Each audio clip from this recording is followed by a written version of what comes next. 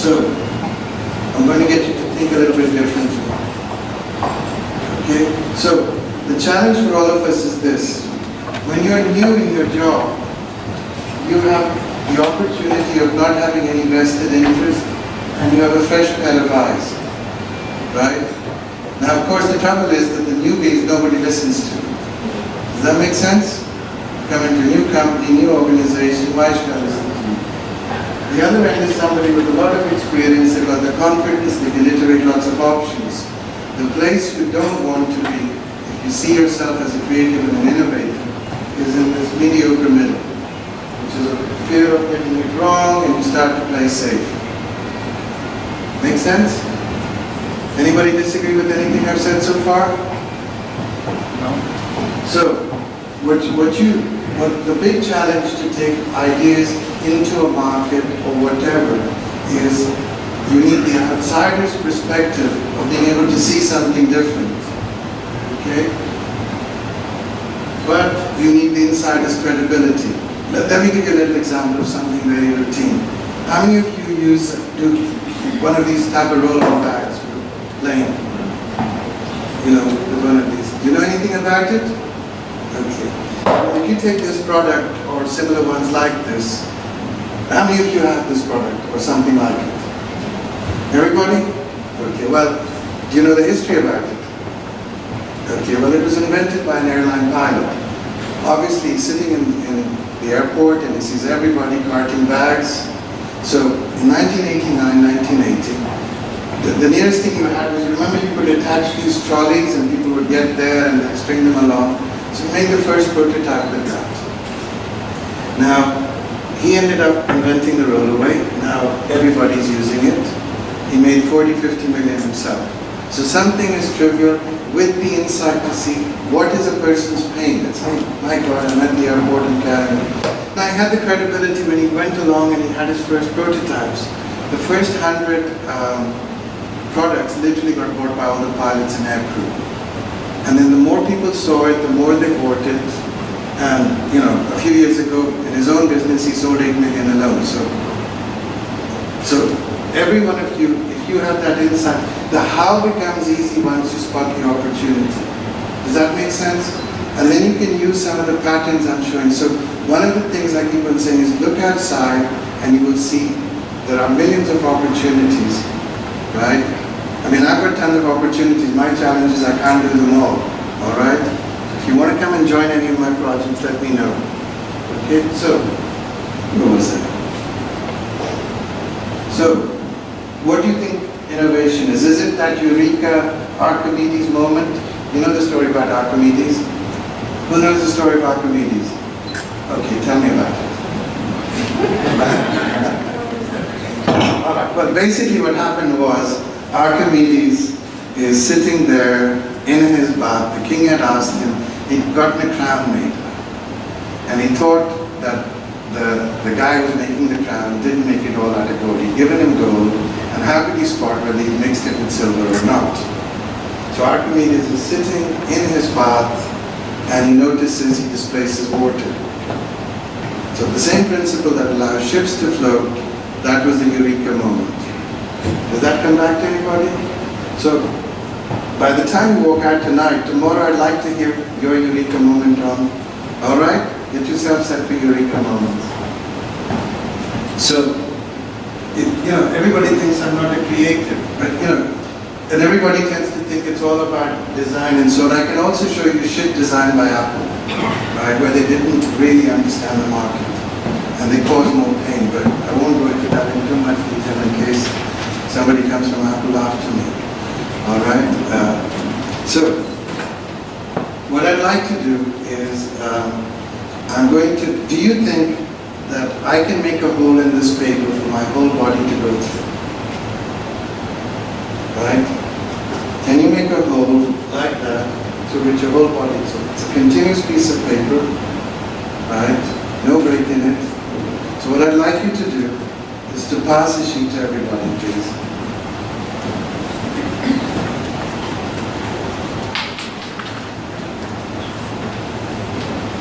Come and start thinking.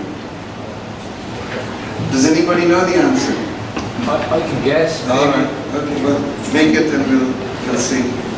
What you can do is, since you've been so brave, make sure... I can do it with this. No, you take this sheet of paper, give everybody 5 minutes. Is 5 minutes enough for you? 2 minutes? Huh? Look, remember one thing, if you want to be an innovator, what word does not exist in your vocabulary? Not possible, right? Impossible becomes I am possible. All right? So, What's the only criteria? Around yourself? sorry? What's the only criteria? Wrap it around yourself? Sorry, say that again? That's the only criteria. Wrap it around yourself. Yes, but it has to be continuous. It has to be like a whole. All right? And by the way, if you don't get it right, don't worry about it, okay?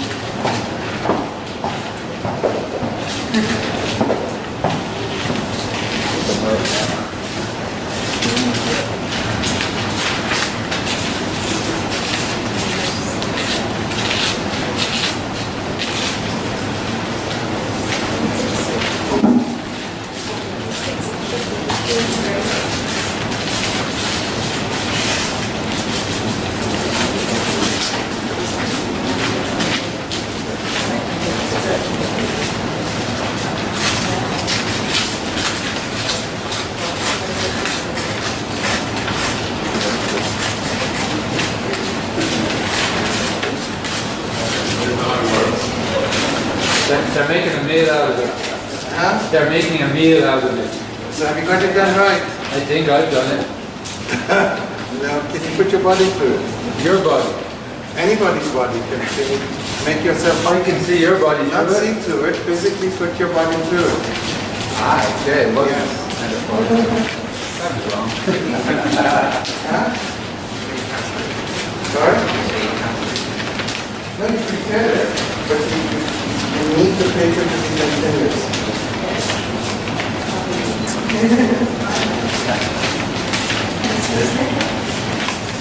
Tell me when you're ready.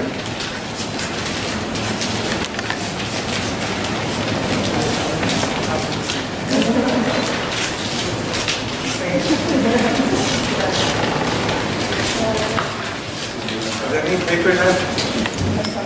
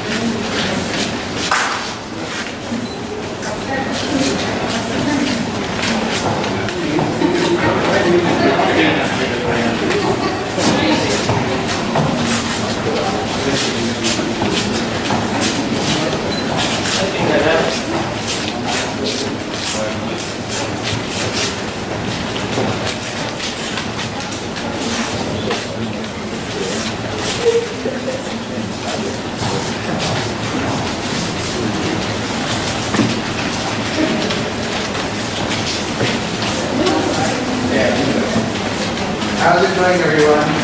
You getting frustrated and enjoying it? I told you that this was going to be hard work. Come on.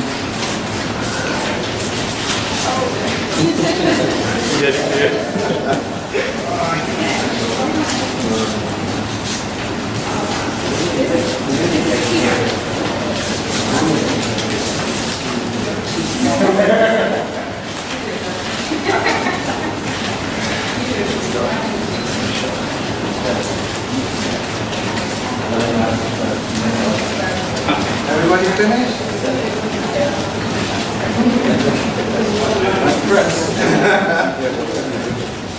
That's a good try. Did you enjoy that exercise?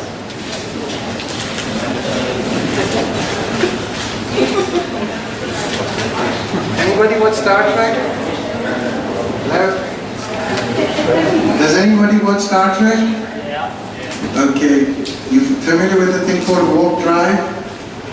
What does warp drive do? Go very fast. Right, it goes through another dimension. So what I'd like you to do, who's going to come up here and do it for real now with me if I show you how? Any volunteers? Come on. So what I'd like you to do is try it this way here.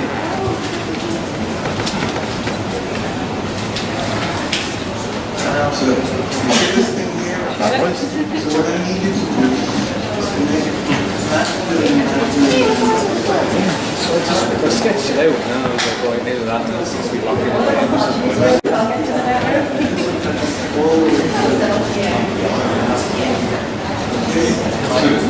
Fucked up that bit. I make wrong register. I just have a little one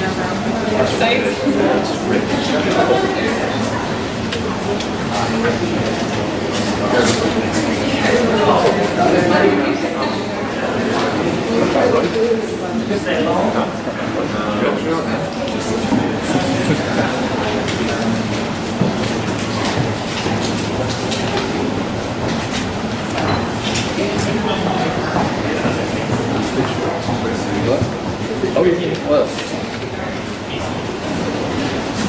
Just about. I know. I think I need it. I think I need another line or two.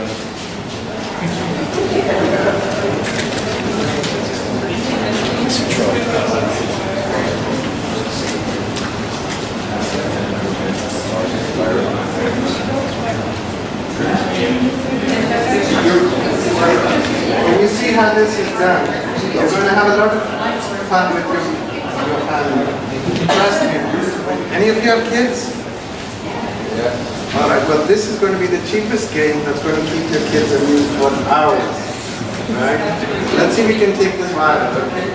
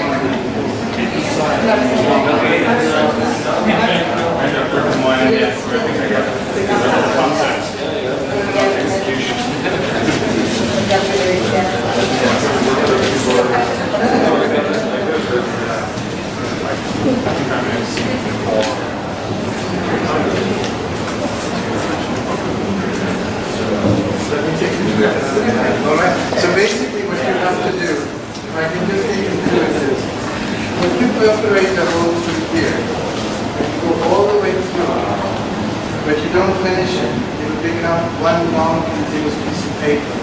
Now the paper will twirl around, and you will actually be able to go through it. There you are. Can you see it there?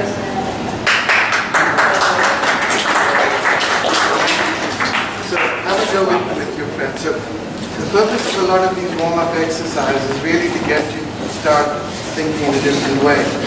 Alright? So this is also the same solution that you would use if you had to make a continuous library. If you were to stack books, take it around a spiral, and it will keep on going. So you'll see these principles. Can you see there now? Alright? Then going all the way around. So, if you try to do it, there's two parts to it. One is identifying the problem. Okay?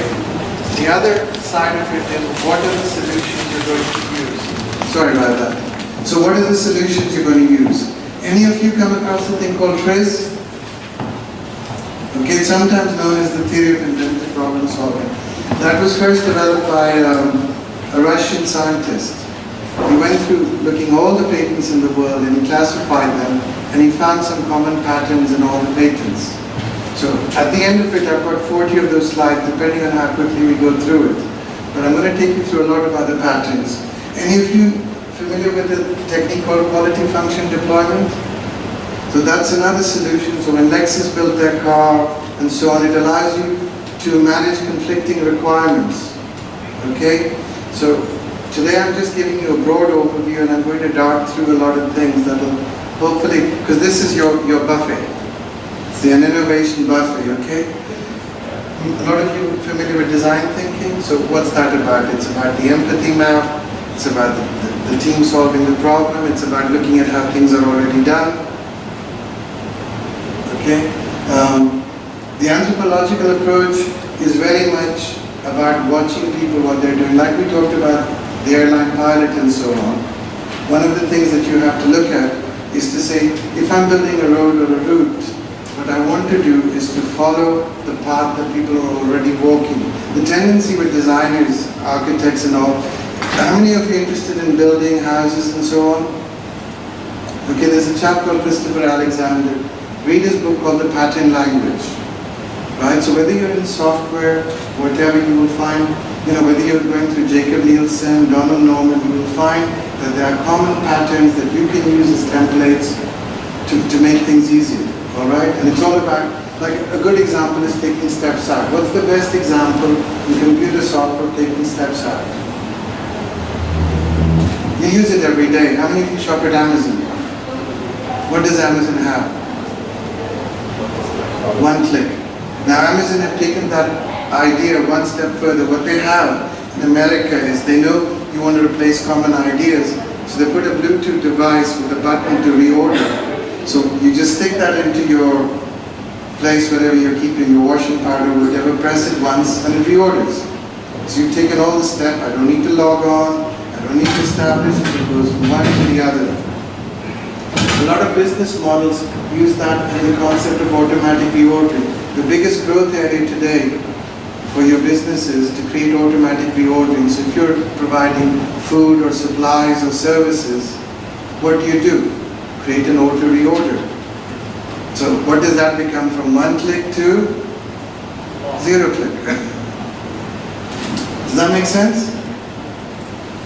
So we talked about the Eureka. A good example is, how many of you guys use Velcro? You know the story about Velcro? Guy's taking his dog, he has one of those, not Labradors, the ones with the long hair, and it's running through brambles and it gets covered in them. And he has his aha moment and invents Velcro. So, you familiar with that? Well, if you look it up, go and look up the history of Velcro, aha moments are all there, and suddenly, then what tends to happen is when your idea is caught on, then Joe Bloggs can adopt it for everything, from putting your stickers together, to your baggage, the uses are infinite, okay? So, you've got the serendipity model. Any of you come across Clayton Christensen and the Innovator's Dilemma? Yes? No? Yes. Do you want to tell them about it, or? Yes, it's where you have a successful product. Maybe you already have a successful product, and the dilemma is to create a new product, you would end up disrupting yourself. Or if you were to try and compete with somebody else, then it would be a bad decision because your resources should be allocated to your successful product. Exactly. So you have got to, as a business, think about redefining. So the example that he uses is computer hard disk manufacturers. So hard disks, a long time ago, I don't know if you remember, but when I started, a mainframe hard disk with 10 megabytes used to cost £10,000. Now, while they had such a profitable model, why would they want to introduce the 5.5-inch disk? So somebody else, like Seagate or whatever, comes along, and the PC manufacturers identify it. Sometimes people also get it wrong. So HP invented the compact drive. And the games manufacturers came along and said, look, we'd like to put this in a machine. And HP said, no, you're not our target audience. We want to put this into PDAs. The rest is history. So what you do is you can come up with your innovation, but then when you put it to the market, that's the time to start listening to the market. Does that make sense? So sometimes you don't listen to the customers when you're launching something new, especially if you're trying to create a new category. So I'll take you through some of the business model design, evolutionary. I've introduced you to Christopher Alexander. If you want, I'll take you through a bit of his book offline for those that are interested in architecture, how to lay out a room, how to lay out a shop, a courtyard. One of the most profound books. Again, all it does is it observes people and says, what are the common patterns? So you're not waiting to go through 15 iterations of getting it wrong. You just follow the patterns. Okay? Any of you come across Don Norman or Jacob Nielsen? Well, as you know, Don Norman and Jacob Nielsen now work together. But if you go to YouTube, type Don Norman and the psychology of everyday things, he talks about concepts like affordance. So whether you're building a website or you're building a physical door handle, the door handle gives you a cue, because on average, we come across 10,000 items a day to which we have no knowledge about the prior instructions. Okay? Any of you come across Albert Toffler? Okay. Again, very interesting guy. He talks about social change, brought about by technology. Died about 2 weeks ago. So again, some very profound books in those patterns. Because remember, technology eventually impacts on society. So, you know, if you discover birth control, you've got a legislation. If you can now keep a child alive for longer because it's ill, it creates all sorts of moral dilemmas. So if you read that, and sometimes society revolts against it, it's not just, do any of you remember your history about the Luddites? So, you know, what did the Luddites do? They were against all these spinning machines being made, and they revolted. Okay? One could argue that Brexit is partly a revolt against change, even though it's a bigger change. Okay? There's another website called Trendspotting. They have a beautiful canvas model you can use. So these are all little tools that you can go to take you through. And any of you come across the Bono? The 6 thinking hats, the 6 shoes. So again, you can use those models and exercises. And another thing you often do, you see pharmaceutical companies do this. It's called the busman's holiday. You go to another country or whatever. So very often, people were going off to holiday and they bring back samples of soil and discover bacteria. Okay? So, like I said, if you start looking at it, one of the innovations you can bring is to take some of these patterns and bring them into your business. Because you'll find that the problems and the solutions are repeated, and that can be your aha moment. Okay? The trouble tends to be when you get stuck in it. See, like, when I worked in BT, my biggest job was to get the company to say, we're not a POTS, plain old telephone system company. We are a communication company. And that was the leap that was required for them to embrace the internet. Otherwise, all the telcos were, no, we don't want to sacrifice our model. We had the same issue when we were trying to get people to take on board selling music. So if you go on to any of the music industries with the companies I worked in, they said, oh no, we don't want to see, and the same thing happened with video. They're very concerned about keeping the money from their existing record or CD sales, you know, or books. If you've ever gone to publishers, if you've been through the cycle, very often, and this was the same problem that the baggage guy had. When he developed this baggage, the consumers loved it, but the problem was that the buyers for the shops didn't believe in the product. Because, you know, the mindset becomes trained. So it's all about a flexible mindset and being able to jump. So, just try to guess, how many products do you think there are?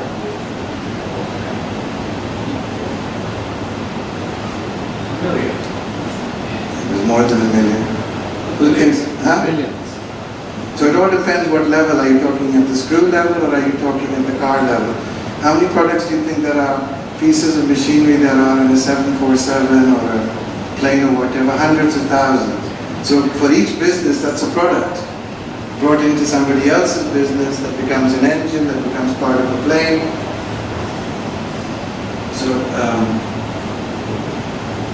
So this was Clayton Christensen's Innovative Dilemma. I'd really recommend you guys to read it, okay? If you have a chance, because what it will stop you to doing is getting yourself myopic about your business. Because as I said, existing customers just want things cheaper, better, faster, right? And if you go across any of the labs in BT and all, do you think that the internet was on the horizon? It was not on the horizon, okay? I can take you through the whole history of the change that I had to make those things happen. But usually what tends to happen is, BT used to charge $6 grand to run a private circuit from here to there. Why on earth did I want to give you the internet? Do you follow what I'm saying? So usually what tends to happen is outsiders tend to use what is already there. So people were already using acoustic coupers and modems, and my insight was, hey, how the hell are people using the telephone network? Yeah, we could get the statistics and the average duration of the call was 3 minutes. So the network was optimized to hold the circuit all the way through. So like I said, what you want to do is to keep a watching brief and become interested in technology and see its impact on society and politics, and then its impact on your job. So let's take an example about it. How many of you think driverless cars are going to happen? All right. Now, do you know that there is already a car you can get into where you don't have to drive? Do you know what that's called? No, it's called a chauffeur. Right? I'll tell you a little funny story where I used to go and say, the Queen Mother gets the world's first remote control television. So the guy comes in, tunes it, sits down, the Queen Mother sitting there and says, Your Majesty, you won't have to get up and change the channel anymore. And the Queen Mom says, what's wrong with the old remote control? And the man doesn't want to upset the Queen. So he says, Your Majesty, or Mother, the Queen Mother, Majesty, could you just show me what? So she's sitting there by herself, so she picks up the phone and says, James, can you come and change the channel, please? So the person whose needs are being met is not the one who's going to be, Skype is used now more for calls, but it originally started with free. When I went to BT and I said we should buy Skype, you know what they said? Oh, the quality is shit, nobody's going to want it. Right? So bear in mind that if you don't keep your eyes open, okay, and guess who's bought it? Who will be the biggest competitor? You see, the magic app that everybody knows is communication. So whether it is messaging through voice or whatever, but companies like Microsoft are all moving in that direction with Skype and so on, right? So you can see why 18 billion sounds like cheap money for WhatsApp. So let's take you through some simple patterns. I'm going to take you through a little bit of a history evolution here. Are you enjoying this so far? Right? Okay. So, car is invented. Remember when cars looked like this? If you do, you're too bloody old to be here. Okay? So, the solution to getting all that dust and water is the goggles. Alright? Then I forgot to add a few other items like the glass doesn't break and go in your eyes and all. But then somebody says, let's put a windscreen there. Then what happens? The windscreen gets dirty. So along comes the wiper. So first you get the windscreen, then you get the wiper, then you get the screen wash, then you get everything that you have there. The glass doesn't break. And then that's crazy. So you can see it slowly moves in this pattern from intermittent. The guy who did the intermittent wiper, how much do you think Ford paid for that patent? 50 million. Sounds like a trivial idea, but you only need one of those and to sell it and get it in the marketplace. Alright? So, then you have heated windscreen, auto wipers, so everybody's got those. Then you have the water indicator, then you have the heated water. You see how the pattern happens? So one happens after the other after the other. So if you can see the patterns, you can start to see the future and you can make your number on it. Does that make sense? So, one of my employees has gone into the coconut business. So, one of the patterns we use is make it larger, make it smaller. So, I don't know if you use those little sachets. Right? So, he's made this coconut sachet and it's going like crazy. Because nobody wants to be carrying along a large bottle of coconut oil. Okay? So if you look at it, the return is 10 times more. In fact, usually, like even with milk when I worked in the food industry, the carton of those little milk things cost more than the milk inside it. But what you're selling there is not the milk, it's the convenience. Right? So whenever you look at your product, you can sit down and iterate and say, what pattern can I apply? Can I make it larger? Can I make it smaller? Can I make it faster? Can I make it slower? Can I concentrate it? Can I dilute it? Can I bundle it? Can I unbundle it? Can I combine it? Can I make it modular? Can I make it simpler? Can I make it complex? Can I make it cheaper? Can I make it expensive? Can I make it mass market? Can I make it niche? Can I make it manual? Can I make it automatic? You'll come across lots more patterns. I'm just giving you little examples of how the products can come. Because obviously, for example, with childproof stuff, you want to make it difficult. So what do you do with the pharmaceutical bottles? You make them difficult, right?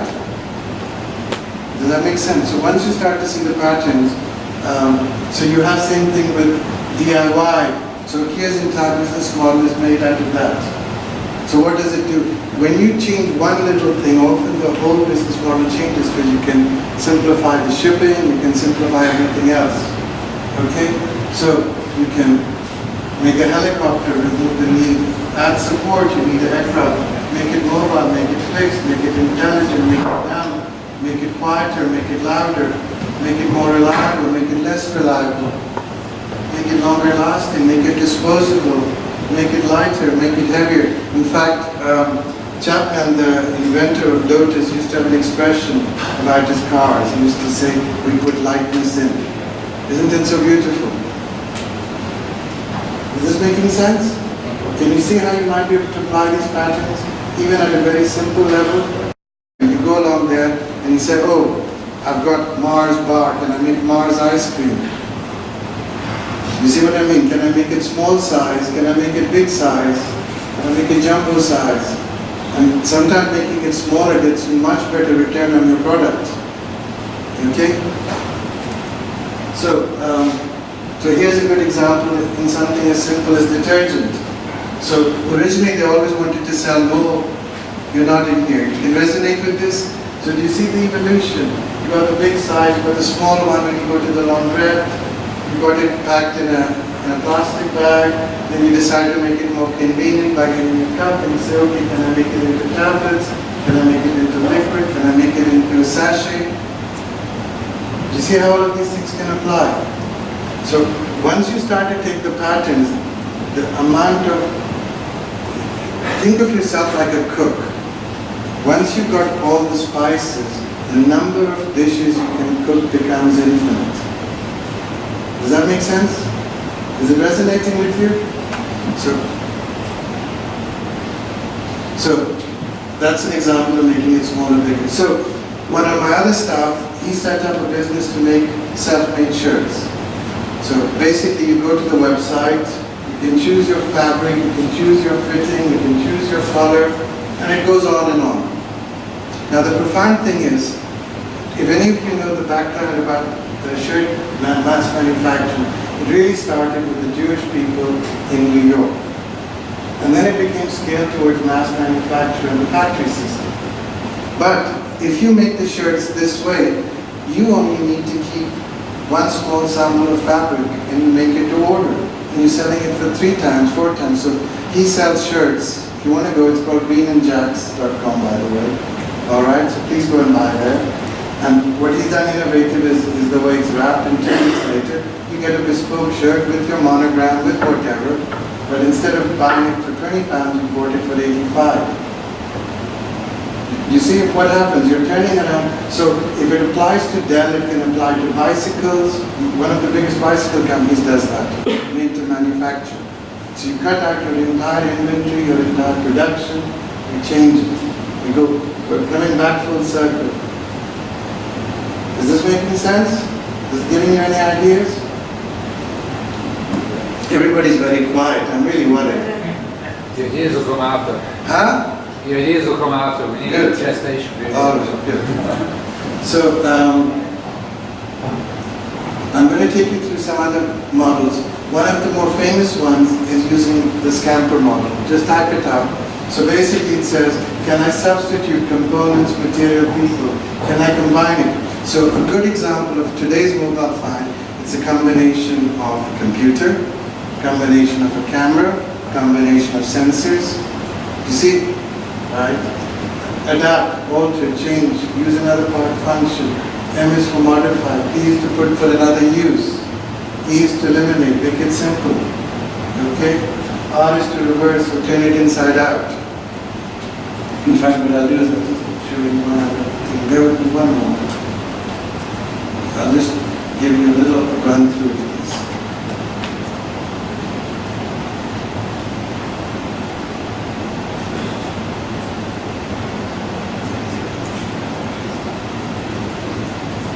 So this is again that whole extension. Only when I would run a workshop, this is what we would do. We come across this example.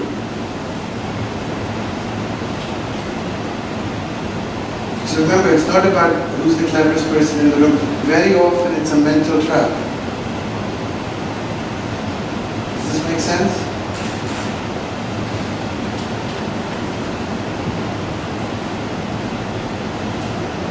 So, very often what we tend to do when we get an idea is not to say, how can I make it work, but what's wrong with it? And it's easy to find a flaw. The challenge is to make it work. Okay? So, you can see, choose your perception values, right? And suspend your judgment. So, the way the mind works is, it looks for efficiency, shortcuts. You know, Winston Churchill said sometimes we stumble across the truth, we get up and run away. So,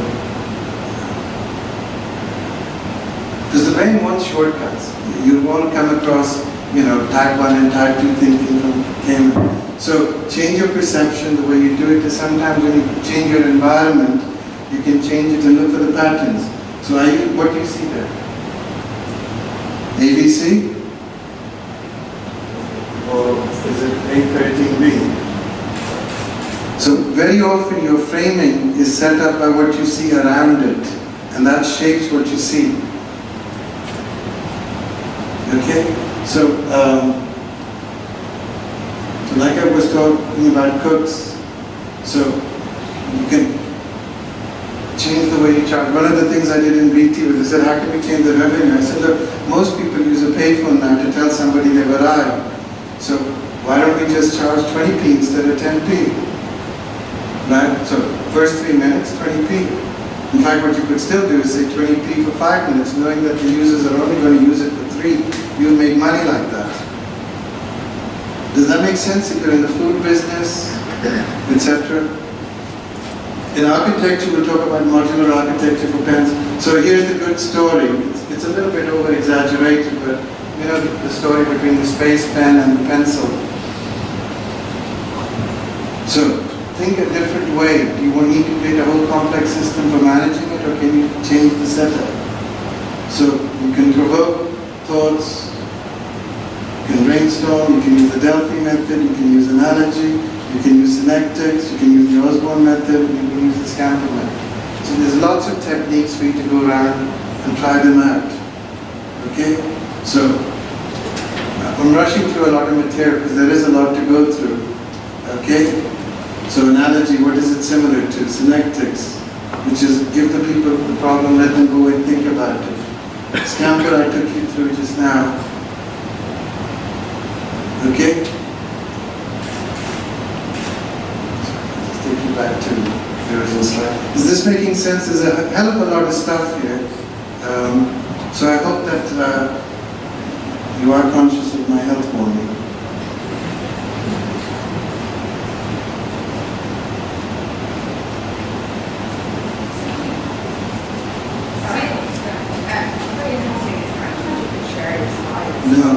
No, not everything to run a workshop. Right? Today was just to give, you know, look, I want to give to the community, but this is my livelihood. Right? So I'm sure you'll appreciate that. So, but you know, by all means, if you want a workshop organized or something, we can do that. Right? Or if you want to learn how to train and use this elsewhere, so now a lot of people tend to think about innovation only sitting in one dimension. Okay? But if you're trying to do business innovation, what you need to think about is there's innovation in marketing, which is creating the need or the perception of value. You follow what I'm saying? So your innovation might be to change the way the customer perceives the value of what they are getting. Okay? We talked about product, what choices, what option, making it a better design, and I'll take you through that. Financial innovation. So a lot of revenue models are. So what's the telco revenue model? Okay? So the telco model is very much, hey, sign a 2-year contract. So the whole phone network system is built on a 2 to 3 year model with replacing your phone, and it's built into a flat charge. In some countries, regulatory, it's not allowed. So you tend to find in those markets, dual SIM phones and all are much more profound, and they go for lower cost products. Then there's the process. Can you make it more efficiently? Can you change the way you do things? There's management. There's how you design it, how you minimize risk. There's structure, which is about political and regulatory. So very often when you see countries trying to change the way the system works, they're trying innovation at that level. And then you can change the channels by which you sell it. So whether you're Avon or a franchise model or whatever. So think about all those things. So to go back to that example, usually it's the newcomer who's the barbarian at the gates. Right? People are very fearful. So usually what tends to happen is the newcomer will find a little niche, nurture himself, hope that the big guys don't take notice. So he's got enough time to get his business going. Okay? Whereas, as I said, the corporates are there to satisfy existing customers, to make it cheaper, better, and they can use the same patterns that I'm giving you. The question is, do you go there quicker? Right? So if you look at the business model, so HP, a lot of the people, they make their money on the, I mean, you may not realize it, but ink in an inkjet printer costs more than its equivalent weight in gold. But that's why they can give away the printer for £40. Because once you've got the printer, you're stuck to it. So if you look at it, if you buy your coffee from an espresso, you're typically buying it at close to 6 to 10 times the equivalent cost of coffee. Okay? And usually you try to sell the system. So when people buy your core product, the system. So here's a good example of different dimensions. It's a little bit old, but this is what I used to try to explain. Okay? So you had positioning, the world's favorite airline, advertising. So when you're going to reinvent your business, you change all the parameters. So sit down and look at your business across as many of these parameters. There's lots of lists you can make and say, okay, how am I going to distribute it? How am I going to sell it? Any of this starting to make sense? I'll show you something very interesting. This was one of the slides I used to have to go across to the board and all to try and explain the internet and what was happening to the business. So you'll have to excuse if it's a bit old, but I think you might enjoy it. You can also see where I got it wrong. It was a matter of time. I was too ambitious in my thoughts. But so there I am, and my job is to go along to all the senior managers and tell them, hey, the world is changing, you can't just tell telephones. All right? So I tried to map out how it was similar between the retail business. Can you hear me all right? So you can see, I know this looks very old, but you can see how you're trying to compare branding, pricing, payment methods. It's all the same thing, just in a different medium. Okay? So I did that comparison between BA, we talked about branding and all. So, I mean, this is way back in 2000. So we talked about what the new business was all about and how it would change in terms of products, revenue models, partnerships, process re-engineering, technology. And this was my job, really. In those days, this is what you used to do to make your business go online. And so what were you doing different inside and outside?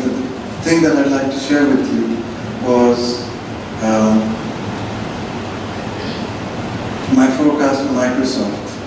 All right, so was drumming on for 2 years, and I said, look, this is the way Microsoft is, and this is how they work, and this is how they remunerate their staff, and this is their big launches for their products.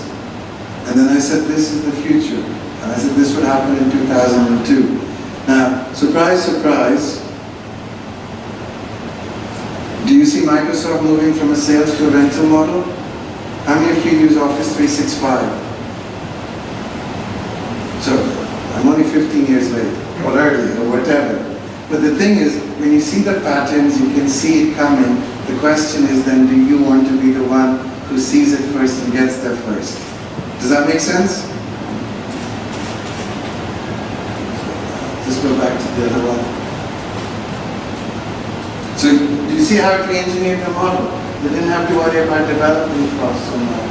It changed their distribution model. They didn't have to sell their software through retailers. They didn't have to worry about piracy. They could get all the stats about it. It improved their power compliance. So like I gave you the example with the shirts, it totally changes it. You don't need a manufacturing, you don't need a house. So when you go to re-engineer your model, but you can imagine there was a lot of resistance from the old revenue streams moving to the new revenue streams. So that's why Microsoft did it slower. Okay? So I'll just go back to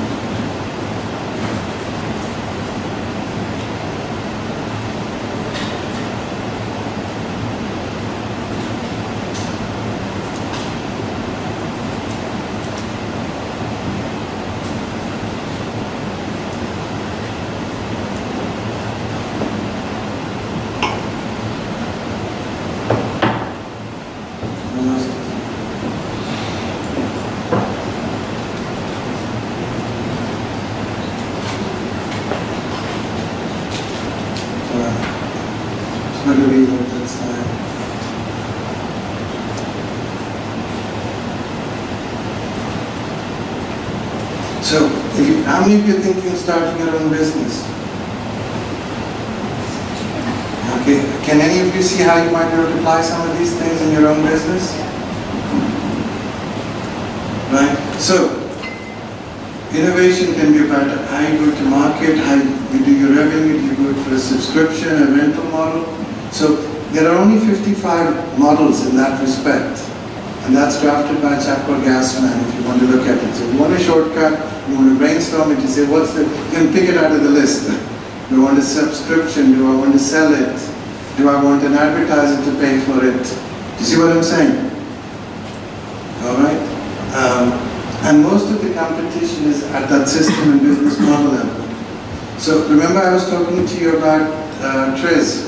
So when he came across the bulk of innovation that is happening on a daily basis, you know, if you look at your Golf, how many iterations has the Golf gone through, or the Prius, or Apple, you know, we're heading towards version 10. But most of them are this level here, right? This is usually that small bit that's discovered in the labs. And the trouble with that is in the early days, it's usually a solution looking for a market.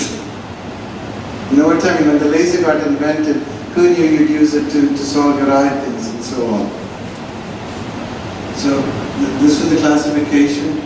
So normally what happens is this is your product life cycle in terms of profitability and so on. So when you first come out, whenever there's a new technology that comes out, the number of inventions peaks and then it goes down. So when the internet first came out, when we talk about Web 2 and Web 3, we're actually just reinventing what was already there, but the models were too early for the market. I could take you through all of that stuff. So if we go down to the product level, again, like I took you through the big level, you can do product idealization, make it polycombination. I'm going to take you through all of these different models now. Harmonization, integration, simplification, automation, self-service, smarter network, and I'll give you examples of that. I hope you're not finding this too heavy going. Okay, so these are all the things that you do. So if you look at every PC, it's become smaller. by becoming smaller and more flexible. If you look, there's my PC keyboard, it's up there. So when you see the patterns, you'll be able to apply them whether you're making a PC or a bit of software or whatever. So you've got customization, you've got automation, you've got simplification, you've got self-service. So if you're building a website, you can think in those models as well. So, for example, any of you familiar with the Internet of Things? Okay. Well, the thing people don't realize is whether you talk about fridges or your Fitbit is that it follows a standard protocol from a network. So the first thing you do is you want visibility. So I want you to go back to when the telephone exchange was made.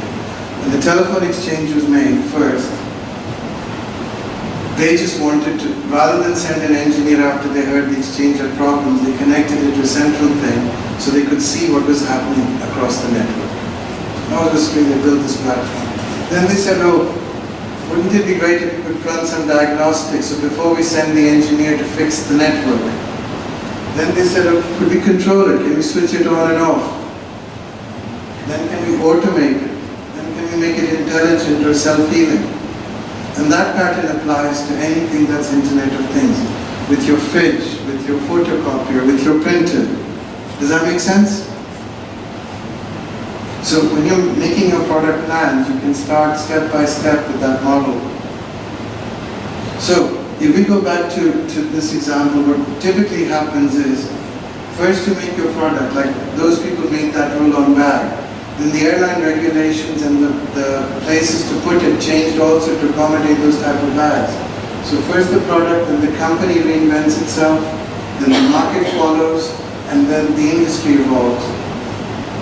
Can you see that iteration across all the industries?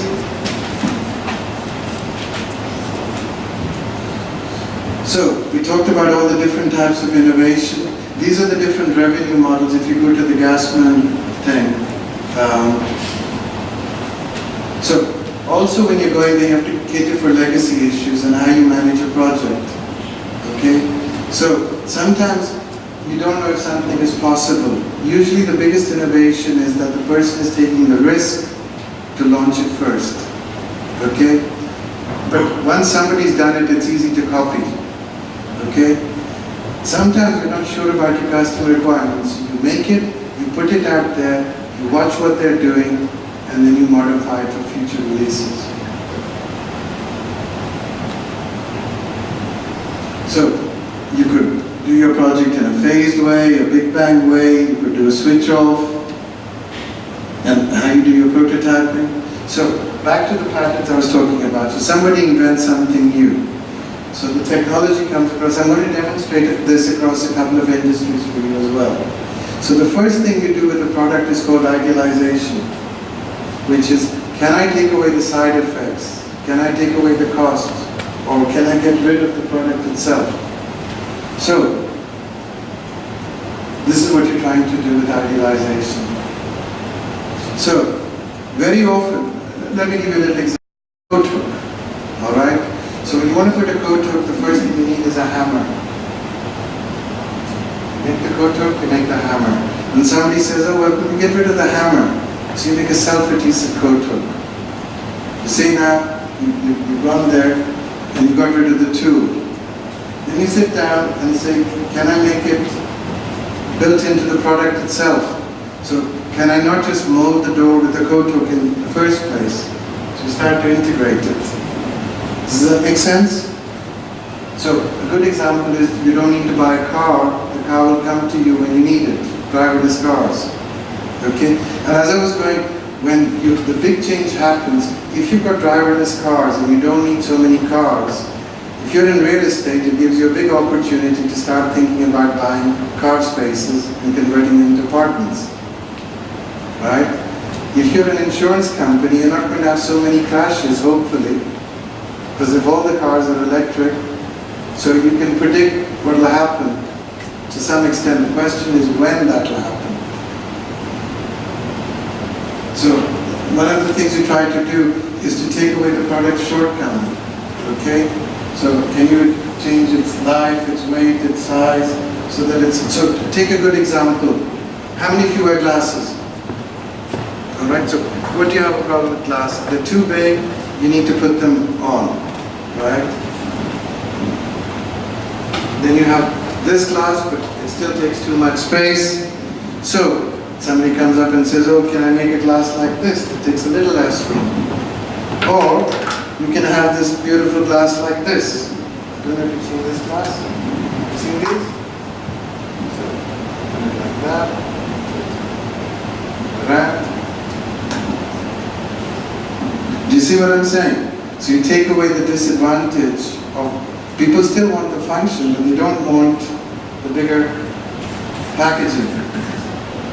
Is it starting to resonate what I'm talking about here? So one of the things you do is when you don't know the requirements, you make it modular so people can change it. Oh, I might want a bigger battery or a better graphics card, right? In software, you might build modules that people can buy later on. Typically, an example might be Microsoft usually will make their products in 3 editions. So they'll make it consumer, small business, enterprise. Enterprise needs more of using SharePoint for sharing. So when you build your versions, okay? So when you don't know what you want, you build it modular and you can take it in and out. So what you do is you create a morphological decomposition here. So you can pick bits and pieces. Do you see how it works here? Like I gave you the example with the shirt. Remember? Choose your collar size, choose the style, choose the trim, choose the fit, and then you can literally pick and mix. So, have any of you come across Jeffrey Moore Crossing the Chasm? Yes? Okay. So you're familiar with what often happens is that the visionaries and the techies find the product, but then to take it to the mass market, it needs to be easier. It needs to be promoted.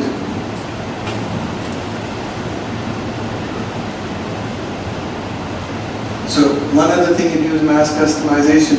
When Toyota did one interesting thing years ago, they used to already fit their car with fog lights. But if you wanted to pay for it, then they just put the switch on. So if you look at it, a lot of things you can pre-engineer, put the product in, and allow it to switch on. This is what will probably happen with cars. So what they're already doing is saying, let's put it in the cars, because you can't wait for the normal 10-year replacement cycle, but you can upgrade it on the fly. Now the first innovation that was done with that, on the fly, was actually done by NASA when they put the rover, because they needed to upgrade the software on a rover. You couldn't send an engineer.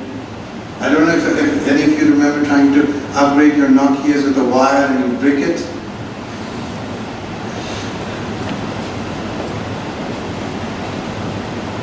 So one thing you can do is make it more flexible. So take a good example. You talk about hinge and all. If you look at the PC here, I don't know if you can see it. So it has a little thing that you can tilt there. There's an example of making something flexible. So you can choose your angle. So you can use ball and joint. Another thing you can do is you can transition to biopoly. So a good example is multi-engine aeroplanes, multi-processors, CPUs, multi-screen monitors, right? And it can also do the opposite. So you have a pencil and the opposite end has an eraser. You see how you can do these poly in multiple systems? So one of the suggestions I failed in was that said, but you see the supermarkets do it now, which is called cashback. So they don't just take the money in, it cuts down their handling costs and their deposit costs if you want cashback. You see, so it doesn't have to take money in, it can also give money out. So this is called value analysis, which is don't over-engineer one component, make them all of the same quality. Okay, making things smaller. So a good example you see this is in medicine. Cancer, the old model for medicine used to be, let me go and cut it out. You go to a surgeon, you go and snip out. Then they try to make it less invasive with chemotherapy and radiation. Now you're working at the genetic level and the genome level to see how you can cure cancer. So you're getting smaller and smaller. So when you talk about nanoengineering, nanoglues, okay? Again, make it more energy efficient, make local drives, automate it, make it intelligent, make it self-service, zero touch, make it interoperable. So, and all the time you're oscillating between cost, and then you also have the aesthetic factor in there as well. Now, I'm very conscious that, do you want me to carry on going? Is it useful? I don't want to overexhaust you guys, okay? So, going on from that, how do you take it to the market? You see, usually, what you have to do is you have to decide, first of all, have any of you read Rogers' Diffusion of Innovation? So if you follow this thing, you will follow their standard models, like is it trialable, is it whatever. I'm going to cover all this in a very rapid thing, so you don't have to read 600 pages. All right? So the first thing that also has to happen is who makes the decision. So if you want something adopted rapidly, what can you do? Let me give you an example of that. You want everybody to comply with something. What's the easiest way to do it? Make it the law. So when seatbelts were introduced, it was mandatory and everybody had to do it. Right? So if you have that power, you can use authority. If you ever, how many of you ever go to do requirements capture? Any of you go? You know how it ends up when you're trying to get everybody to agree to something? So one of the things is that when a market is very heterogeneous, trying to get everybody to make a decision is a little bit like trying to get people to vote for Brexit or whatever. You know, it's very difficult to get a consensus view. Am I making sense?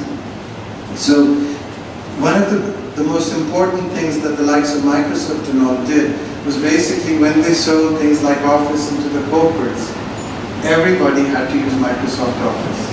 And that's how it went in there. So if you looked at their strategy, do you ever remember a product called Lotus 123? Come on, tell us what Lotus 123 was. Huh? Right. So this was the dominant product. Now of course it didn't help that IBM bought it. But what Microsoft did was it said, look, we're going to make sure Excel runs all your Lotus programs. And not only that, if you tear off your manual front page and send it to us, you can download it for free. So they transitioned the whole market.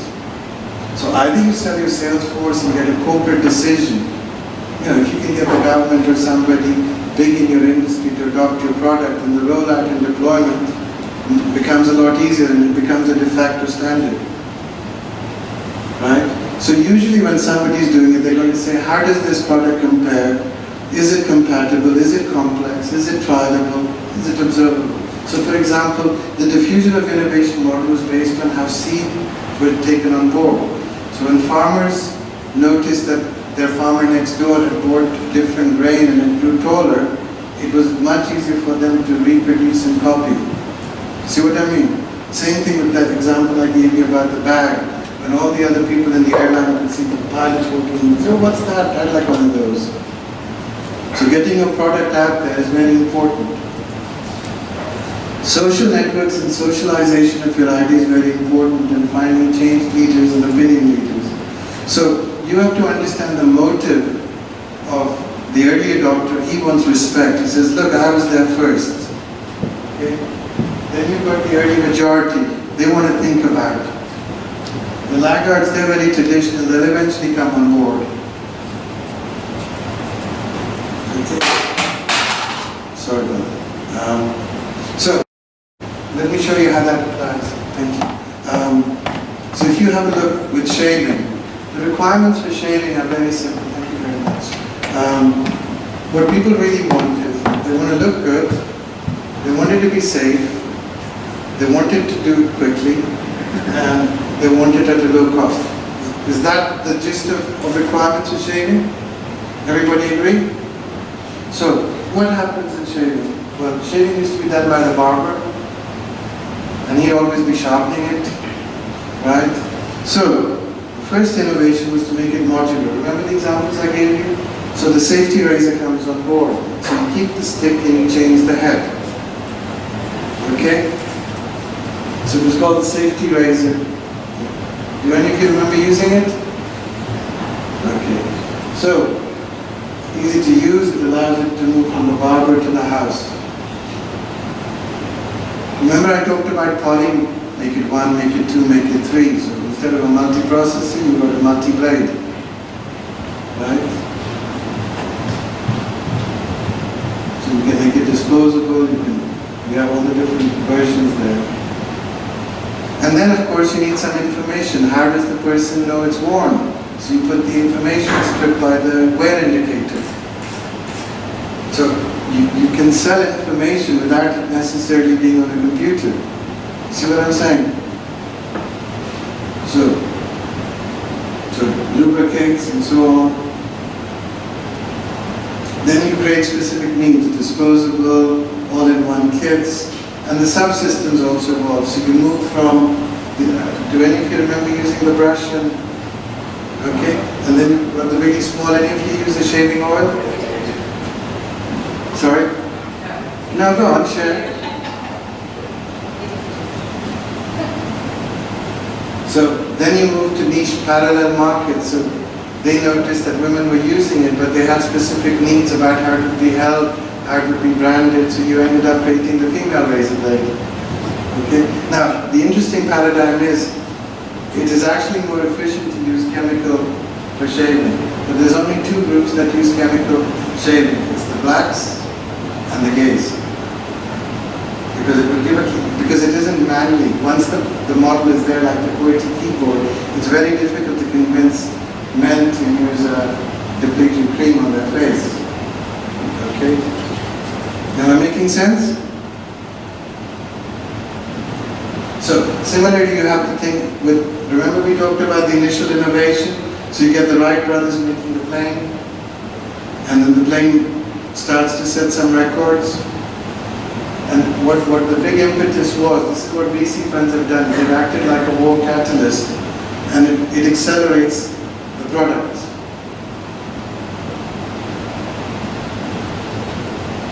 So, and planes, you either went for bigger for size or faster.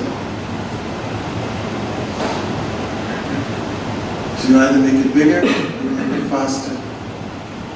And then you have hybridization. So a good example is if you combine a plane and a boat, you get a seaplane. You combine a plane and a rocket, you get a shuttle.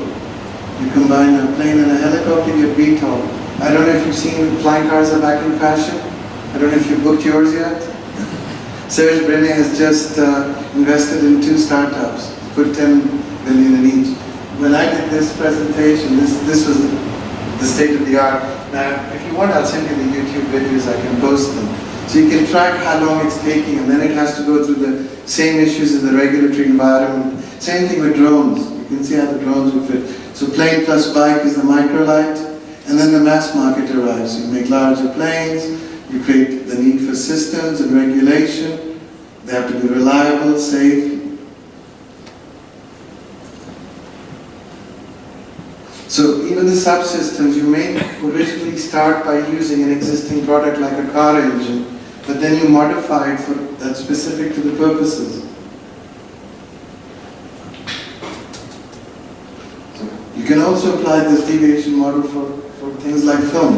Any of you in content? So repurposing content, making it, so you start with comic books, to TV series, to radio series, to films. You know, it's not just making Rocky 24. So, and then you have the spin-off products, Supergirl, and then you've got the merchandising opportunity. So, you see how you take the franchise. So, I took you through that a little bit of So you can see this is what happened with social media. This is the profile curve we talked about. So we have, which group are you trying to appeal to?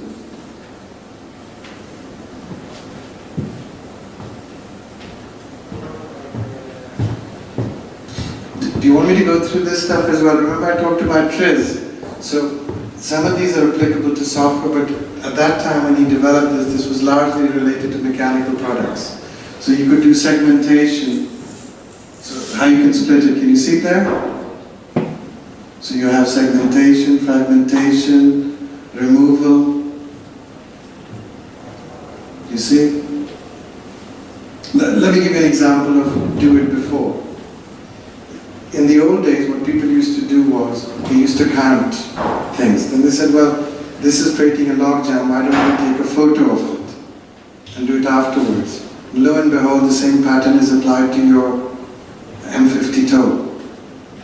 Do you see how you can just take one pattern, take it to another place? So you can make your product asymmetric. So, the sidewall is stronger. It's part of value engineering. You can merge products together. So take two functions like cutting grass, collecting cut grass. Nightmare, so it cures your thing and puts you to sleep as well. Okay? So you can make things have several functions. You can nest it. You can make it like a telescope. So if you go online and look it up, you'll see these patterns, okay? Perform the action before. So remember I talked about do it before? So you can talk about the air cushion bag. So once you apply those patterns, you can apply them to a lot of different places. So if you take this one, what was that product you mentioned the other day, Julitza? The beach thing? The Bali? Oh, I've actually seen it. It's Oh, but the filter. The pillow. Yes, yeah. So do you see how that applies? Exactly. So make it round, make it dynamic, over or under do an action. Moving to a new dimension is what we did with the paper. So a good example of this is, if you look at the latest examples of the Samsung high-density SSD drives, they're 3D stack drives. Obviously, you guys probably aren't engineering NAND circuits, but you can see same pattern, right? Where do we apply this here? It's called a multi-story building, isn't it?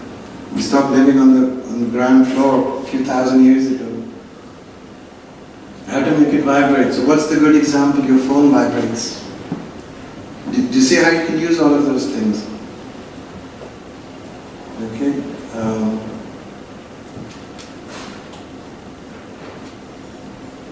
So convert the harm to the opposite. So a good example of this is regenerative braking. So if you have a Prius, when it's braking, it uses the motor to take the charge back into the battery. It also has a blower that ventilates. So this principle has been around, I did this work 30 years ago. So you can see it's been going around for a long time. You can reuse it for an electric car. Okay. So you can copy things. So a good example is you want to capture requirements, you use your camera for a photo. I think I'll kind of call it there and take questions. How have you found it so far? Heavy? Interesting? Alright, so can I ask a favor? Please remember and go back on the meetup and give us your thumbs up. Now, if you'd like, I'm happy to try and run a more bespoke workshop and take something or a couple of problems. If you want to contact me for that, feel free. Right? I'll just put my details back up. Are there any questions in the meantime?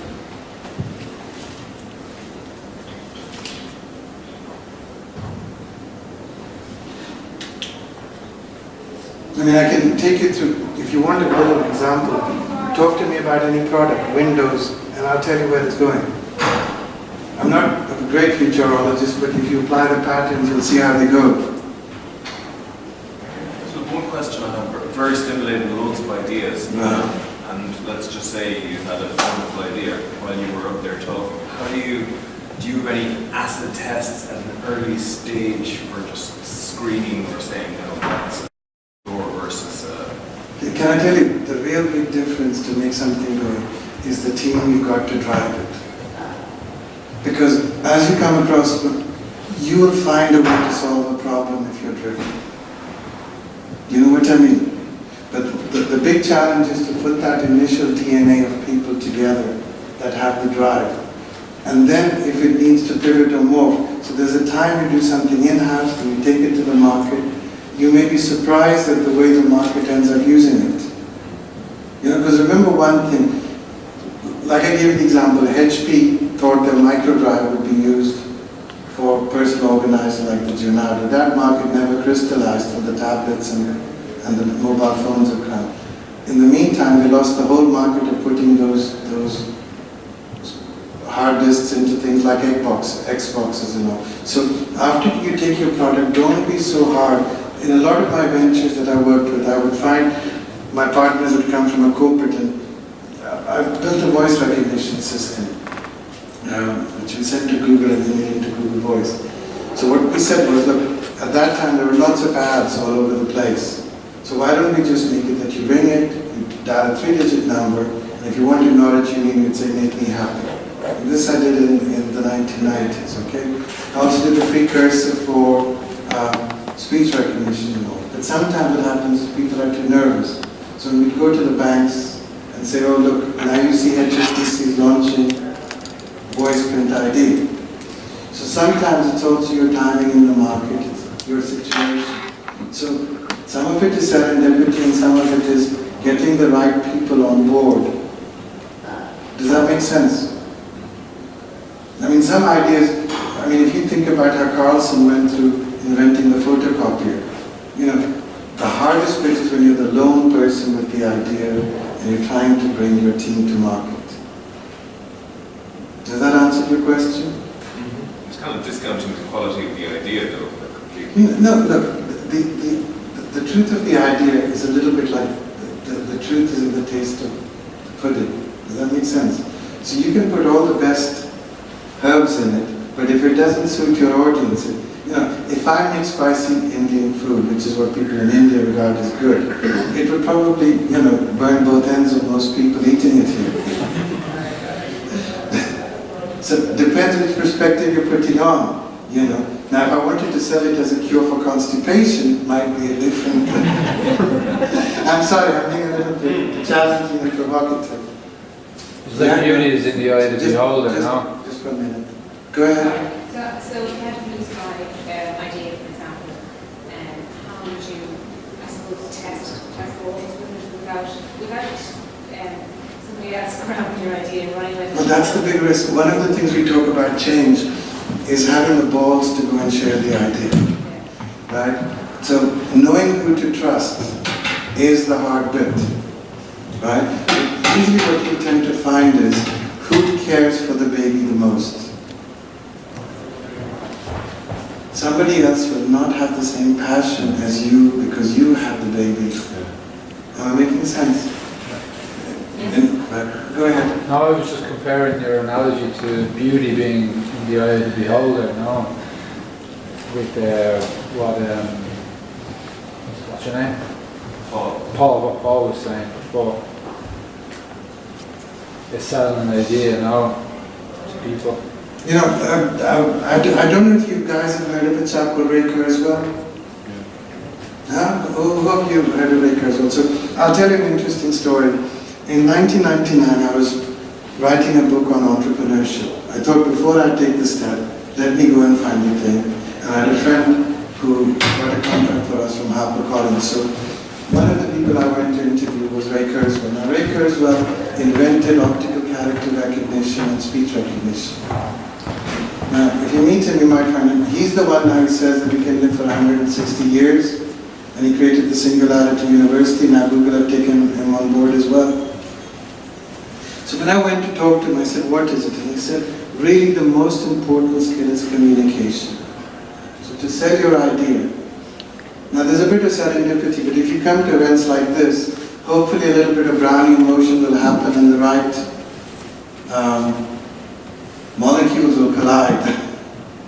Because, sometimes it's facilitated, where did Steve Jobs find his co-founder? Where did Bill Gates find? It could be in college, it could be wherever. questions? Everybody is in numb silence. Should I play? Let's get excited. So you suggest to use these kind of opportunities as a networking type of scenario? Well, that's half the reason I do this. Sure. As I said, like if you said to me, I've got 20 ideas in my pocket, right? I know how to go and design an autofocusing glass, right? The question is, now I have to find somebody with the right skills and the right drive, because it's not going to be a cheap product. Do you see what I'm saying? The future is easy to predict. I was going to show you a video, for example, about ideas that are, sorry. Just one question first. Leads into what you were just saying about having the idea and having the vision and everything. How do you get finance? Well, in your case, I'd marry the money. Yeah, the water matter had a lovely line, and the guy saying, what do you call it, would you suggest to somebody to become a plastic surgeon? It earns a lot of money, and Walter Matthau says, look, marry him to money. No, look, there's no easy thing. Of course, it all depends on your drive, on your passion, and how you engage with people. If I had all the answers, I wouldn't be standing here. I'm still on the journey myself. Is that honest enough for you? Okay. The other choice is, you could always rob the bank and work for a lot of other people. Any other questions? Comments? Thoughts? You have a follow-on to a similar one for the innovation here. You have a follow-on one for market fit on these innovations. So the pattern and strategy you usually use for that. Look, it's too generic. Look, one of the things is, think of this as a kitchen. Now, you have a certain strategy. You know in advance this is where the market is going. Like everybody feels that there is a need for a driverless car, unless you're in India, in which case we all have chauffeurs. Do you see what I'm saying? Right? So, but then that brings on a bigger change. I mean, there is nothing that is that profound. How many of you saw Blade Runner? Do you remember the driverless car in there and the robot going across? Well, if you have that, you don't need parking spaces. You don't need all of that. But the world is stranger than you can imagine. All you can do is throw the pebble in the water and then follow the ripples. You know what I mean? Sometimes the worst thing you can be is to be too early. That's what I've discovered. Because it's frustrating. It's like, usually it's a brick at that time. Any other questions? So you were talking about just questions. Where do you see, you say for example, smartwatches? They were all rage and I think in relation to Apple launched their smartwatch. And I never really told them all the way they thought it was going to. Where would you see? All right, okay. Let me take you on a little journey. Okay. If you really are interested about watches, as in the devices that tell the time, the first book you must read is The Geography of Time. All right? Now, there's a couple of other books also by Zimbardi about time. So, time is a relative thing. If you're living in a farm in India, you have a very different life about time. Okay? Even in Ireland, if I say 6:30 start, we didn't start at 6:30, even though I was here at 5. You know what I mean? Whereas it would be considered positively rude to be late. So let's take the journey about time and evolution and so on. So what ends up happening is, at some time and point, about 100 years ago, you needed to standardize time so people could coordinate it for things like railways. You started to put clocks on churches and town halls. Not everybody had one of these. Then it moved to those timepieces. Then it moved into, remember those, right? So the question you have to ask yourself is the watch about your time, or is it a location to be used for other things? I see it as a location. Right? Now, the most important thing in my rather humble opinion is whether it is for a company or a product. Let me tell you a very interesting story first, okay? I hope I don't bore you with my story. My son there always says, Dad, you kill me with your stories, but I keep on telling him it's the art of storytelling, okay? So Juliet also has to put up with a lot of them, so she's the patience of a saint. So you forgive me if I repeat another story. Okay? So, when I finished the power project, I had 6 or 7 fantastic PCs and I was moving to another department to take on a bigger job. So I said, I need to find these fantastic 386 Pentium machines a good home. Okay? So I went and I took the PC to my boss, Richard. I said, Richard, you got an old PC, why don't I give you this so you can... Initially he said yes, I bring the PC. The PC is a tower. His old PC was one of the flat ones. So in his room, where he and his wife had it all beautifully set up, he did not want this tower. Right? Also when I was younger, we had imported, we used to have a shop in Grafton Street, so we'd imported some very beautiful inlaid tables. And people would come on to the Ideal Homes exhibition, look at them, admire them, and they wouldn't buy them. My dad did the usual stuff, cut the price by half, cut the price by half. It's not good. I sat down and I said, what's wrong with the product? And they said, I can't imagine it in my house. So the product has to fit the identity. The brand promise is about how your product and your company relates to. Does that make sense? Does that, I mean, I just don't know why, to me, it's still about time. I think it's almost, if I'm with skills, I'll learn to be gracious. Yes, sir. But it actually, if somebody was there and it's chatting and the learn started going on, it actually is personal. Yeah, and then it becomes another device for you to babysit. I mean, don't get me wrong, I have a lot of Apple products, but these are the new Tiger shoes. You remember those little toys? So you're like, oh my God, I got to plug this watch in and I got to plug my Fitbit in. I have about 50 connectors here. You should come to my house sometime and see it. So it has to fit in it. And you know, you don't want clutter in your life. You want something.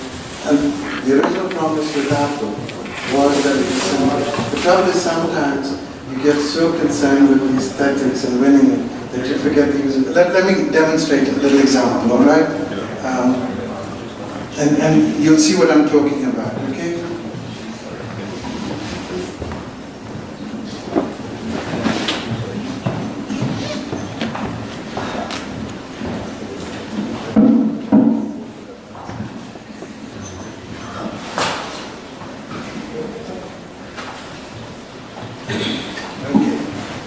So I use a lot of electronic pens for my computer, the worst one is this one. It's a beautiful device from Apple, but it's a bitch. You know why? Every 2 days I have to charge it, I have to take it off, put another connector in between and connect the wire. I know that I'm going to use this or the other connector. Do I really want, have they shown me respect of my time that I have to fiddle about with these little bits? Right? You know what I mean? So that respect issue of how long should the battery life last, you've got better things to do with your time than worry about one more thing to charge. You know what I mean? And this is what happened also with a lot of the Fitbits and all. I mean, I bought all of them. I can take you through all the products, because that's what I do. I go buy, dissect, I watch people how they use it. You know, like when somebody says, you know, I'm thinking about a digital camera, I say, here, look at this, try it out and you'll know what you want. Because till you try it, you don't know what you want.